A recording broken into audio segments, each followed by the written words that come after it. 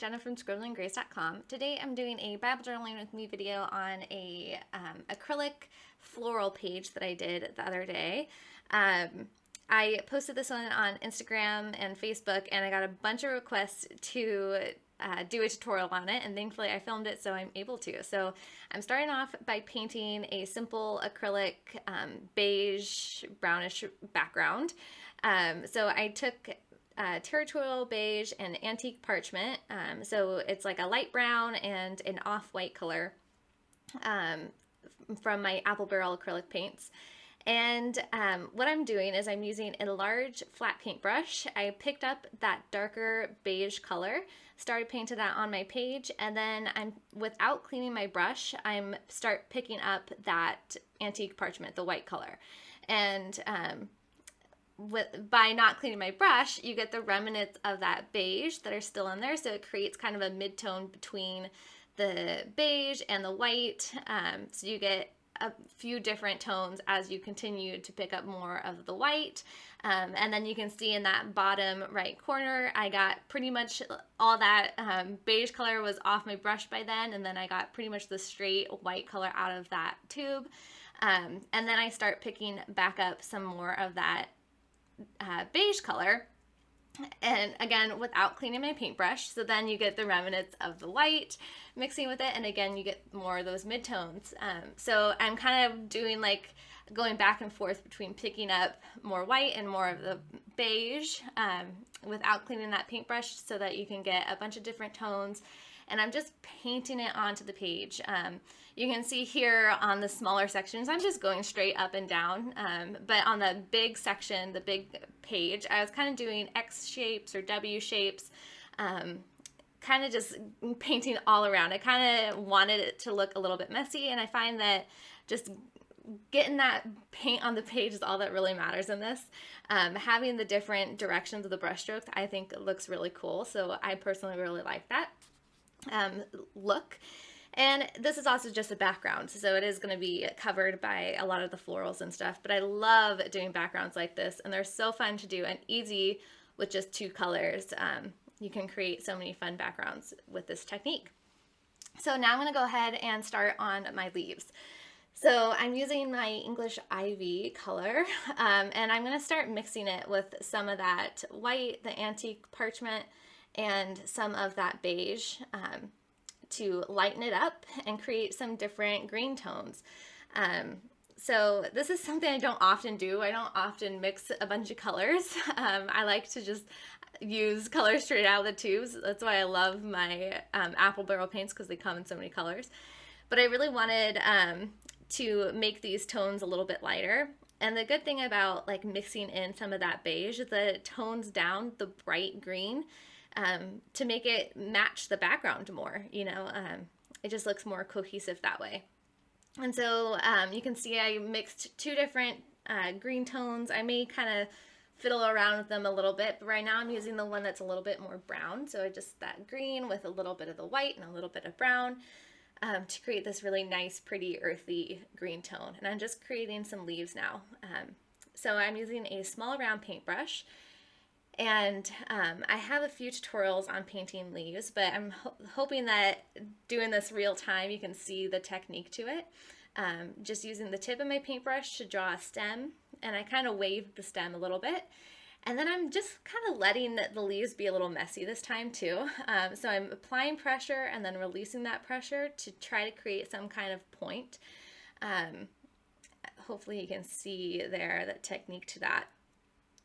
But if you have a hard time fiddling with applying pressure to your paintbrush and stuff, I would recommend you practice it, because I think that that's the beauty of painting, is being able to do all the fun things with the paintbrush. But if you have a hard time, you can also just paint using the tip of the paintbrush to create leaf shapes however you like.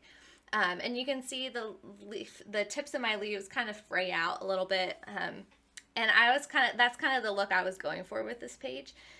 You could absolutely use more paint and use that very tip of your paintbrush to get a nice thinner tip. But I was just kind of like letting the color fade off of my paintbrush and letting those leaves be a little bit messy for this page. So now I'm adding a little bit more green to that top color that I mixed earlier. I wanted it to be a little bit darker, and I'm going to start adding some darker leaves. And these are going to be just nice big leaves.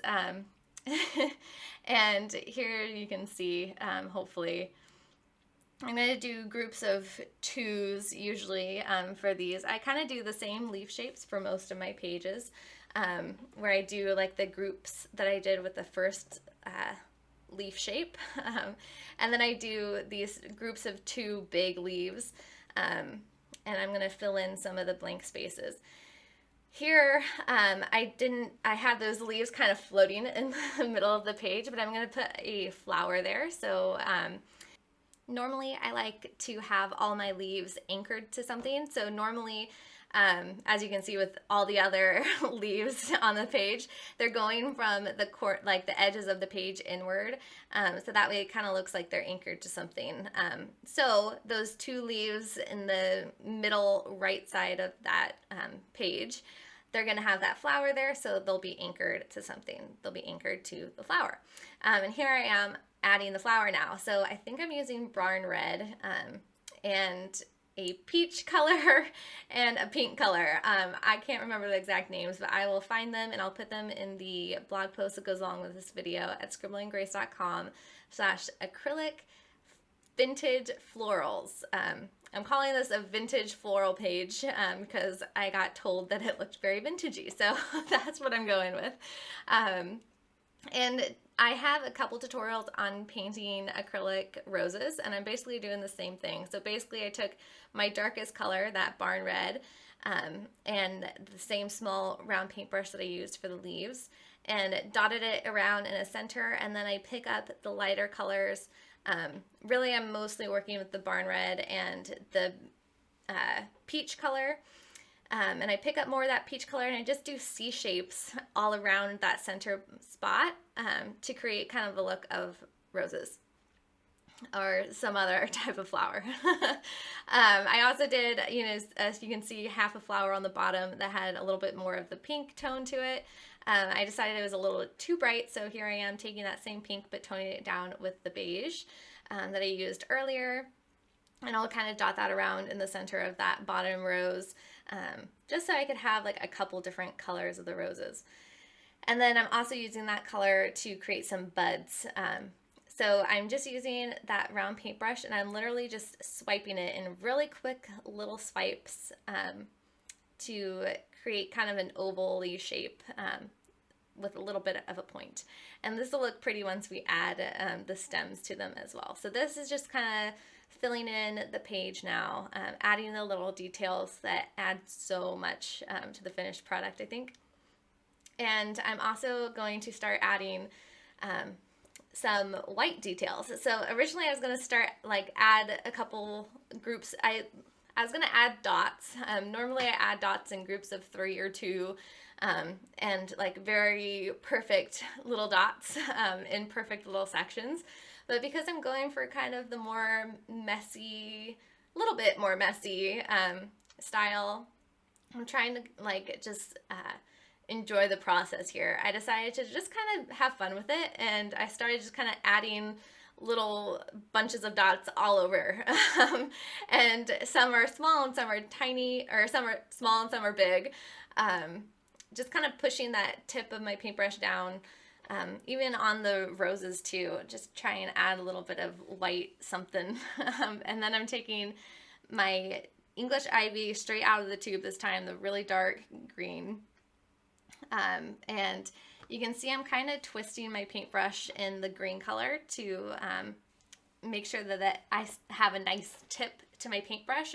Twisting the paintbrush around kind of creates a little nicer thin tip, and I needed a nice thin tip to do the stems here. So I'm just using the very, very tip of my paintbrush, applying as little pressure as possible to create stems. So I'm doing kind of a V shape on the bottom of those buds that I did, and then just a simple line going towards my roses or towards the edge of the page. I'll add more leaves to those stems in a second, but here you can see I'm lifting the page, my Bible page, off of the paper that's underneath it. That's just normal printer paper that I keep underneath to protect the pages and also catch any of the runoff. But it is important to remember to lift the pages up off of that protectant piece of paper. Otherwise they can stick. So my pages were kind of sticking a little bit, but thankfully I caught it in time. If you let it completely dry before removing that paper, it can sometimes cause tears and rips and stuff. So that's something to remember. And here I'm just using that same round paintbrush to add a few little more leaves to those stems. And what's so fun about round paintbrushes is that you can create so many different sizes. So I used that same round paintbrush that I used for the first leaves in the background, as well as the even smaller leaves. So you can see I created some big leaves and some small leaves with the same paintbrush. It just is all dependent on the amount of pressure that you apply to that paintbrush. And here I'm just adding some kind of like squiggly lines, same as I was doing with the white. I was just having fun adding a little bit more detail, using the tip of my paintbrush to just kind of add some squiggly lines and some fun little greenery, I guess, to the page. Okay, so I dried the page with my craft heat gun to dry it super duper fast. And that's it for the painting portion. And here I am adding the lettering with my Tombow Fudonosuke brush pen.